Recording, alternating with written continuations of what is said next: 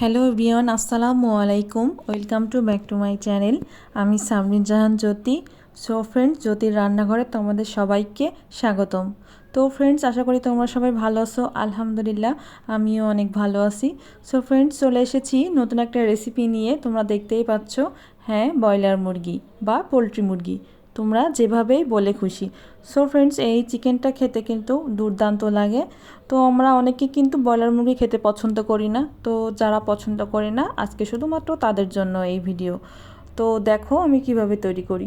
তো এখানে আমি 2 কিলো চিকেন নিয়ে নিয়েছি, আর দিয়ে দিচ্ছি কিছুটা আলু, আর দিয়ে দিলাম 2 চামচ লবণ এবং 1 চা চামচ হলুদের গুঁড়া, 1 চা চামচ ধনিয়া গুঁড়া, 1 চা চামচ শুকনা মরিচ বাটা, আর দিয়ে দিচ্ছি 3টা বড় সাইজের রসুন থেতো করে রেখেছি, সেগুলো এখন দিয়ে দিচ্ছি। তো দেখো, রসুন কিন্তু বাটার থেকে মাংসে থেতো করে দিলে কিন্তু এটা বেশি টেস্ট হয়। আর দিয়ে দিচ্ছি কিন্তু কাঁচামরিচ 2টা, আর দিয়ে দিলাম এখানে 5-6টা পেঁয়াজ থেতো করে নিয়েছি, আর দিয়ে দিলাম 1 টেবিল চামচ জিরা, আর এখন দিয়ে দিচ্ছি, দেখো এখানে দিয়ে দিচ্ছি 7-8টার মতো এলাচ, এগুলো আমি মুখ ফাটিয়ে নিয়েছি। আর দিয়ে দিচ্ছি 5-6 টুকরা দারুচিনি, আর দিয়ে দিচ্ছি দেখো 1/4 কাপ সরিষার তেল। অবশ্যই কিন্তু সরিষার তেল দিতে হবে, তাহলে এটা টেস্টটা দারুণ আসবে। আর দিয়ে দিচ্ছি 1/4 কাপ সয়াবিন তেল, দুবার করে দিয়ে দিলাম। তো দেখো, এরপরে দিয়ে দিলাম 2 টেবিল চামচ লাল মরিচের গুঁড়া। তো এরপরে আমি সুন্দর করে মাখিয়ে নিচ্ছি। তোমরা কিন্তু এভাবে চাইলে ম্যারিনেট করে রেখে দিতে পারো 1 ঘন্টার মতো। তো আমি আজকে ম্যারিনেট করার মতো আমার সময় নেই, আমি এখনই রান্না করে ফেলবো। তো দেখো, এখনই রান্না করলে টেস্টটা খারাপ আসবে তা কিন্তু না। আর দেখো, আমি কিন্তু কলিজা সহই কিন্তু এখানে নেড়ে চেড়ে নিচ্ছি। তো দেখো, ম্যারিনেট করা হয়ে গিয়েছে। এরপরে আমি দিয়ে দিলাম 4টা লবঙ্গ। তো দেখো, দিয়ে এরপরে আমি চুলাটা অন করে সুন্দর করে নাড়াচাড়া করে নিচ্ছি।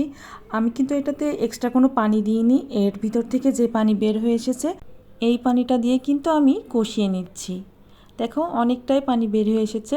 তো দেখো, এখন আমি জয়ত্রী আর সামান্য জায়ফল, এগুলো আমি 1 টেবিল চামচ জিরার সাথে বেটে নিব। তো দেখো, আমি এখন কষাচ্ছি কত সুন্দর করে। অবশ্যই কিন্তু মুরগিটা সুন্দর করে কষাতে হবে।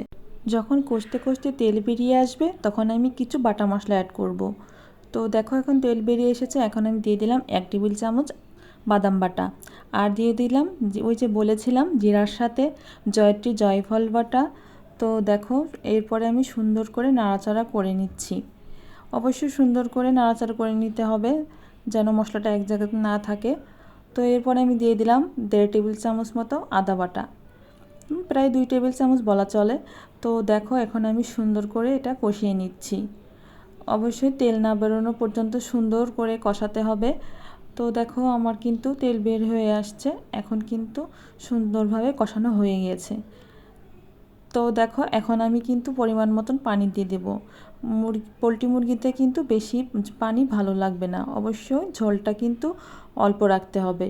তো দেখো, আমি কিন্তু ঝোলের পানি অল্পই দিয়েছি, এটা জাস্ট মাখা মাখা হবে। আর দেখো কতটা লোভনীয় হয়েছে দেখতে, কতটা সুন্দর লাগছে না? হ্যাঁ, অবশ্যই কিন্তু বাসায় ট্রাই করবে। দেখো, আলুটাও সুন্দর মতো সেদ্ধ হয়ে গিয়েছে, আর দেখো মাংসগুলোও হয়ে গিয়েছে। এখন আমি রুটির সাথে সার্ভ করে নিব। তো ফ্রেন্ডস, আজকের ভিডিও এই পর্যন্তই। তো আজকের ভিডিও যদি ভালো লেগে থাকে, অবশ্যই লাইক কমেন্ট শেয়ার করে ফলো দিয়ে পাশে থাকবে। সম্পূর্ণ ভিডিও দেখার জন্য সবাইকে অনেক ধন্যবাদ। সো ফ্রেন্ডস, সবাই ভালো থাকবে। আল্লাহ হাফেজ।